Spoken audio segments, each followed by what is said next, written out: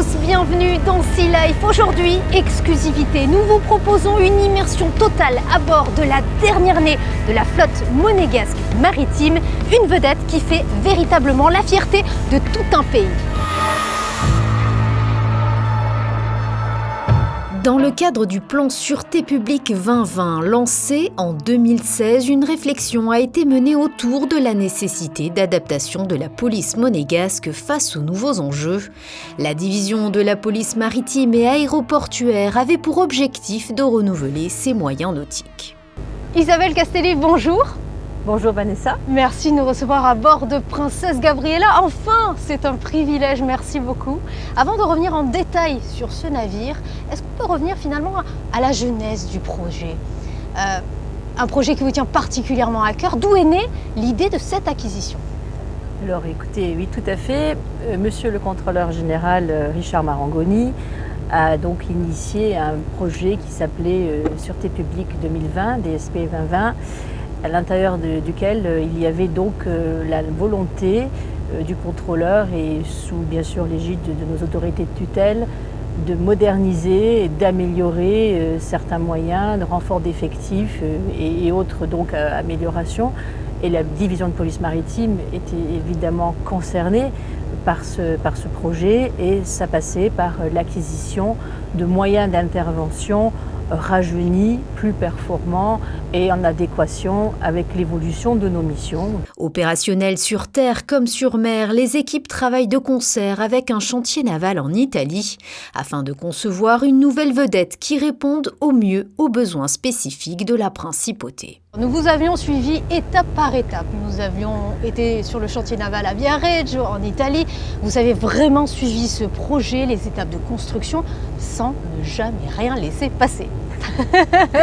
Eh bien, il faut être à la hauteur des ambitions qui sont annoncées. Et bien évidemment, une équipe a été constituée, une équipe de personnes qui sont donc, la majorité des personnes sont des patrons d'embarcation puisqu'ils ont la spécialité du pilotage sur des vedettes d'intervention, parce que c'est eux qui la prennent en main et que donc elles devaient correspondre à certaines spécifications qui ont été donc annoncées. Et nous avons également eu recours à un expert qui est donc monsieur Philippe Mao, à SAM Navigator à Monaco. Et donc ça a été de concert avec l'expert et les référents de la police maritime, et bien sûr des comptes rendus qui ont été faits régulièrement à notre contrôleur général et aux autorités de tutelle, au département de l'Intérieur, pour que chaque étape soit bien validée et que ça soit vraiment une cohésion de l'ensemble des partenaires impliqués pour pouvoir mener à bien le projet de la vedette d'intervention Princesse Gabriella.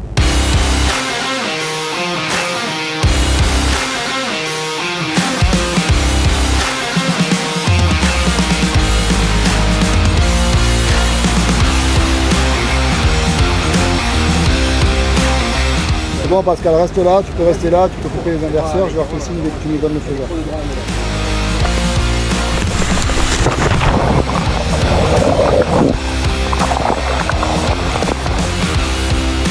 Dans un contexte exceptionnel de crise sanitaire, à partir de 2020, le personnel arrive tout de même à se relayer durant plusieurs semaines afin de bénéficier d'une formation complète. Comment s'est passée la formation du personnel ? Je sais qu'ils ont eu de nombreuses heures d'apprentissage. La formation est toujours en cours et sur ce type d'embarcation, il y a la formation initiale et la formation continue. Donc déjà, les patrons d'embarcation ont des diplômes qui leur permettent, des permis qui leur permettent de piloter une certaine catégorie de vedettes. Mais il est vrai que de passer de la Vigilante, qui est un bateau qui fait à peu près 17 mètres, à que tout le monde connaît. Oui, exact. Un bateau qui fait plus de 24 mètres 80 hors tout, c'est pas du tout le même gabarit. Le poids aussi, 68 tonnes.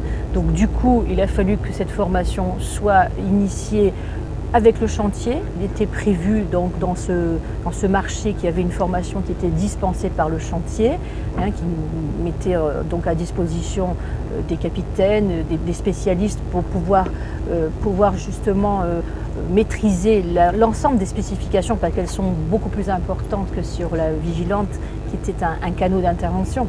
Alors que là, on est sur une vedette de patrouille de police.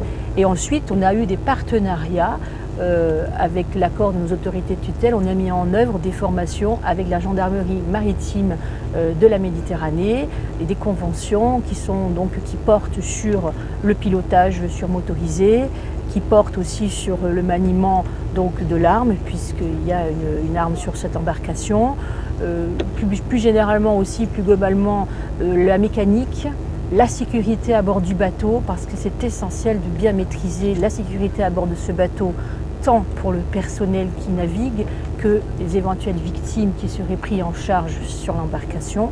Donc nous avons un partenariat, des conventions avec la gendarmerie maritime, et ces conventions évoluent, elles sont en perpétuelle évolution pour améliorer justement la prise en main et la maîtrise de l'embarcation.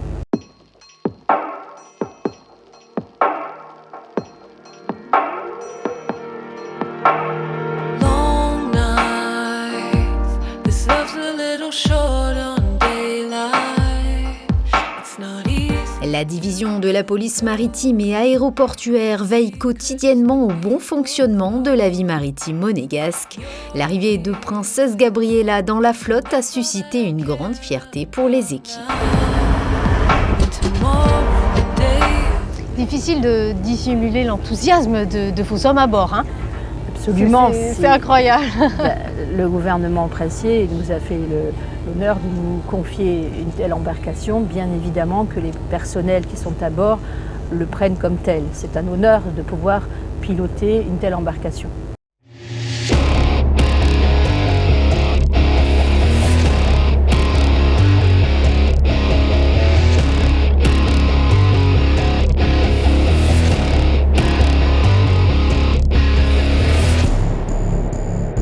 La vedette monégasque a pour vocation première la surveillance en mer, mais pas seulement.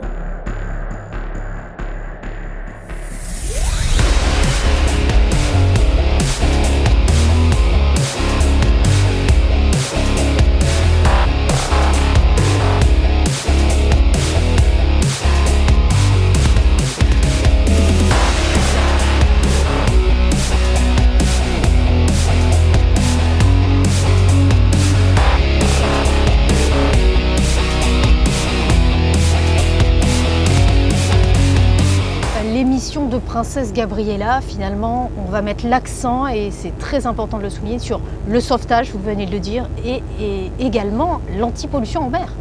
Alors, il y a 3 missions qui sont reines sur cette embarcation. On essaie de mutualiser nos moyens et aussi nos missions. Donc effectivement, la mission reine pour la police maritime, c'est le sauvetage en mer, le Search and Rescue.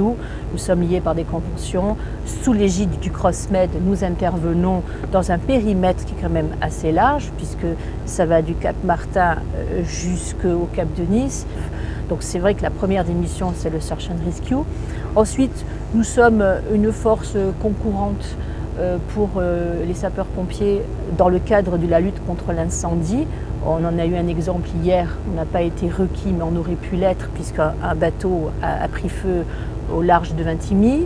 Donc cette embarcation est dotée d'une lance à incendie très performante, et si on devait embarquer, on appellerait nos amis pompiers pour qu'ils puissent avoir la maîtrise avec nous de cet engin. Donc c'est une force concourante. Et ensuite, nous avons effectivement la lutte contre la pollution avec notre plan Ramoge, initié par Monaco, auquel nous sommes profondément attachés.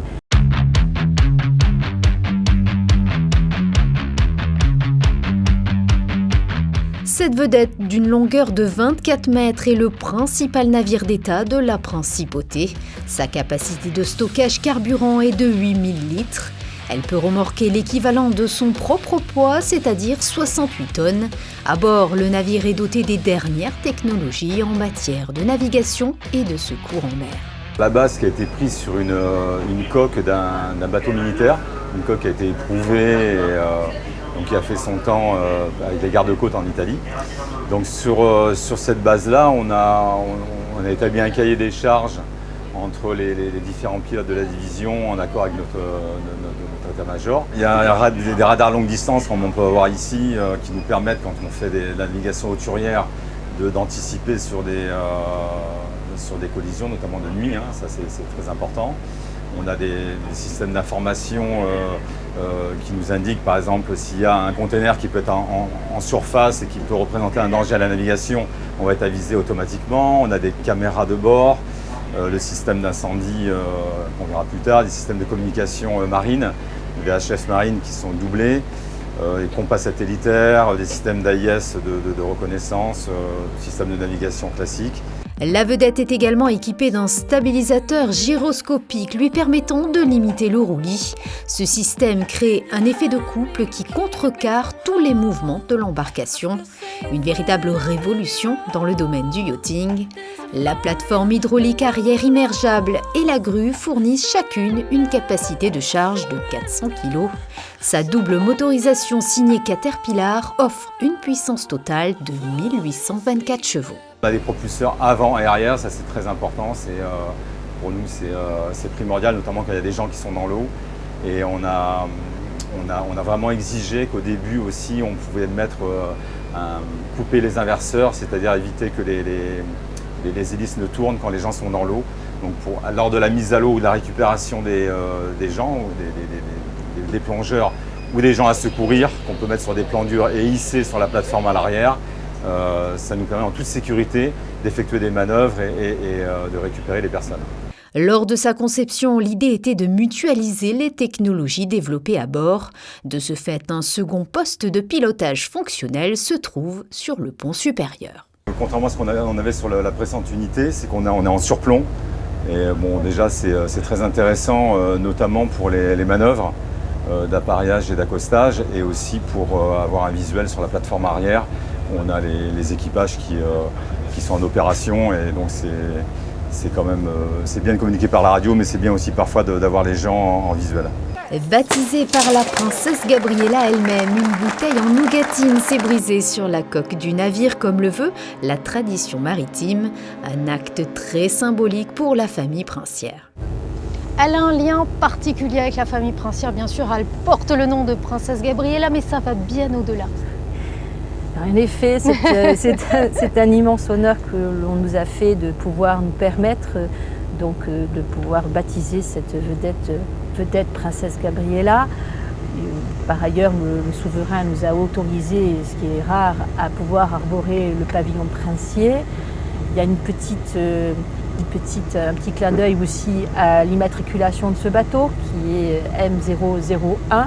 Donc les gens qui résident à Monaco savent pourquoi il y a ce clin d'œil. Donc évidemment, ça c'est un immense honneur. Et lorsque le contrôleur général avait demandé si c'était possible, on nous a en plus permis que la marraine de l'embarcation soit Son Altesse Sérénissime, la princesse Gabriella. Les objectifs de l'accord Ramoge permettent de préserver la biodiversité en Méditerranée et de coopérer entre les États pour la lutte contre la pollution, avec une nécessité de mettre en œuvre des actions communes entre la Principauté, la France et l'Italie. Vous parliez de l'exercice Ramoge, un prochain exercice se prépare en octobre, mais je crois savoir que quelques accords pourraient être signés. On peut en savoir plus en exclusivité? Alors, je ne peux pas parler sans le contrôle de mes autorités de tutelle, mais il est vrai que le contrôleur général va peut-être proposer de pouvoir signer des accords pour le Search and Rescue, à l'instar de ce qui va se passer au niveau de la pollution avec Ramoge. C'est un peu prématuré de l'annoncer parce qu'il faudra bien que les autorités de tutelle soient d'accord, mais c'est vrai que le plan d'action Ramoge qui concerne la pollution pourrait être aussi étendu sur le sauvetage en mer au-delà de nos frontières. C'est déjà le cas avec les interventions avec le CrossMed, mais le pays voisin italien est intéressé, bien sûr, que s'il y avait une grosse intervention, on puisse porter notre moyen, et je considère, nos moyens d'ailleurs, puisqu'on a plusieurs moyens, je considère vraiment que c'est une mission tellement noble que ce serait dommage de ne pas adhérer effectivement à ce projet franco-italo-monégasque qui n'est pas encore né, mais dont on nous a parlé. On a été un petit peu sensibilisés sur la situation, et ça c'est Monsieur le Contrôleur Général, et je pense qu'il évoquera. Isabelle Castelli, merci. Merci beaucoup. Cette belle découverte, c'est toujours un plaisir de vous avoir. Et on se dit à très vite dans Sea Life. Merci Vanessa, merci.